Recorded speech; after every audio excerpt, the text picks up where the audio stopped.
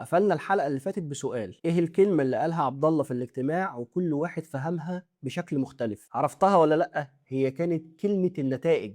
عبد الله قال انا عايز نتائج، لكن عمرو ترجمها بلغة التسويق وحلا ترجمتها بلغة المبيعات. وعبد الله نفسه كان يقصد حاجة تالتة خالص.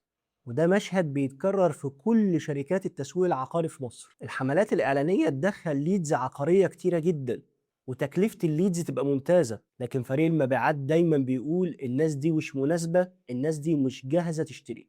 اللي بيحصل في المشهد اللي قدام منك ده بيحصل في كل شركات التسويق والتطوير العقاري. يقعد مدير الإدارة متمثل طبعا في أستاذ عبد الله ويقول احنا عندنا لونش اليوم الفلاني. اللونش ده مهم جدا، الوحدات بتبدأ من 7 8 10 مليون و10% مقدم. انا مش عايز احط ميزانية كبيرة وفي الاخر محققش التارجت بتاعي. انا عندي مستهدف ولازم احققه في المرحلة دي، انا عايز نتيجة. عمرو هنا بكل ثقة بيبص للاستاذ عبد الله بيقول له ما تقلقش، انا هجيب ليدز كتير واقلل تكلفة الليد وهنكسر الدنيا. طبعا هنا استاذ عبد الله بيبص لعمرو وبيضحك وبيقول له هو ده اللي انا عايزه منك بالظبط يا عمرو. انت بقى شايف ان عمرو رده على استاذ عبد الله هو الرد الصح؟ ما تيجي نعلق كده ونشوف الرد الصح كان المفروض عمرو يرد يقول ايه عشان الحملة تنجح.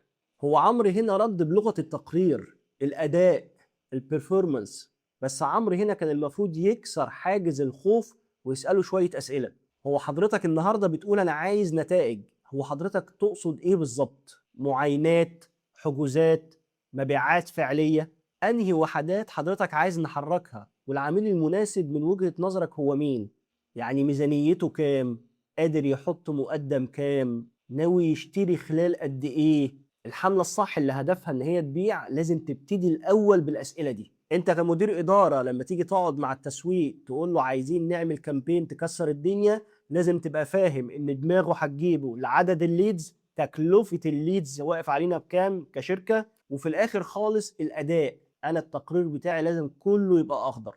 بتوع التسويق بيفكروا بالعقلية دي. حلقة من أول الحلقة وهي قاعدة بتتفرج دلوقتي بقى بتتكلم. عمرو تمام وربنا سبحانه وتعالى هيوفقنا ان شاء الله وهنكسر الدنيا، بس مش كل واحد ساب استفسار تفاصيل، ساب رقمه، ده يتحسب على المبيعات ليدز. انا عايز العميل اللي يروح للقسم بتاعي يبقى عميل جاد.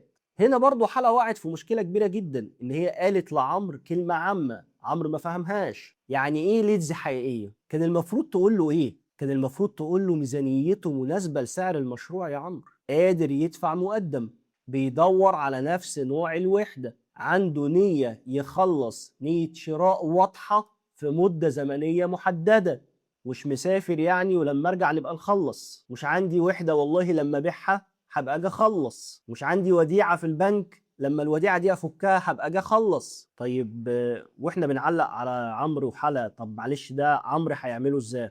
عمرو المفروض يوضح ده في الاعلان، الرسالة واضحة، السعر واضح، المده بتاعت العرض محدده عشان ما يقولش انا مسافر بره، والفورمه اللي بيسجل فيها المفروض ان هي بتفلتر كل الكلام ده. المبيعات بقى بتكمل تاهيل وتحول الليد ده لمعاينه او حجز. تعالوا بقى نراجع الحلقه دي مع بعض عشان نعرف احنا هنتعلم ايه من الحلقه دي. يبقى عبد الله لما كان بيقول نتائج، انا عايز نتيجه، كان قصده مبيعات فعلية وكاش يخش خزنة الشركة. عمرو فهمها ليدز أكتر وتكلفة ليدز أقل.